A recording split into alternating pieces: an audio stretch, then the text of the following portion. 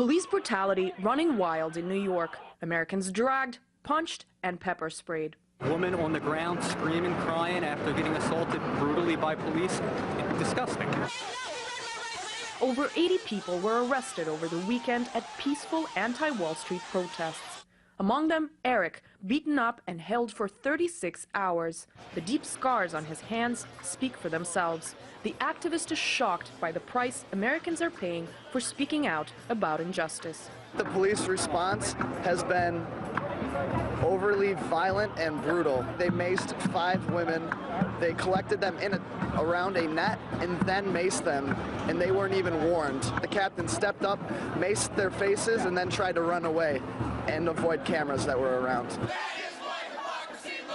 The Occupy Wall Street movement was launched to kickstart America's own Arab Spring. This is a historical moment. This is the beginning of the people's revolution.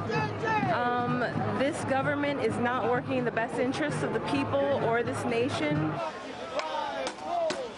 But for now, it remains a fringe movement, with the anticipated 20,000 people yet to gather. It'd be nice if it grew into something like what happened in Egypt, you know. But, you know, that might be wishful thinking, you know, because the people here are completely brainwashed. It took America's mainstream media a week to catch up with the demonstrations. Protesters say some networks deny them coverage. CNN and Fox, I'm really disappointed. And yesterday, the police responded in huge, extreme brutality. And we were calling them constantly, and they shut down their headquarters. They said anything we mentioned Occupy Wall Street, they'd hang up on us. Others say the outlets that are covering the Occupy Wall Street rallies are not doing nearly enough. Whispers, couple things. There's, you know, but it's... People don't want people to know that this is going on. Are you kidding? There's been coverage, but it's like... You know, oh, a bunch of people, done one article. Alternative news sources are the ones spreading the word far and wide.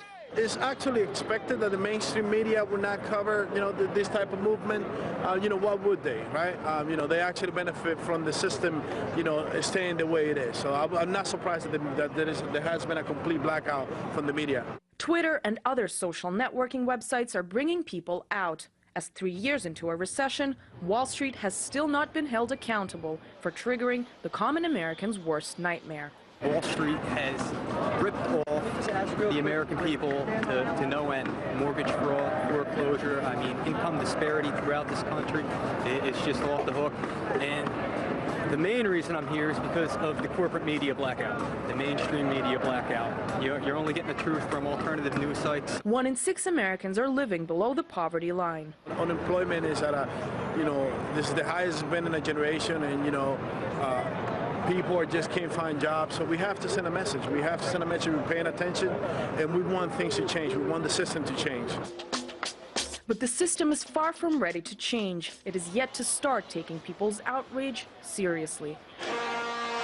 While demonstrators marched the streets of the financial district, bankers shamelessly toasted life with champagne right in their faces. The U.S. political and corporate elite embraces uprisings when they're far from American soil. But when similar events take place at home, bankers, politicians, largely the media, and many Americans turn a blind eye. While the financial district erupts with brutality and outrage, the rest of New York goes about its business as usual. Anastasia Churkina, RT, New York.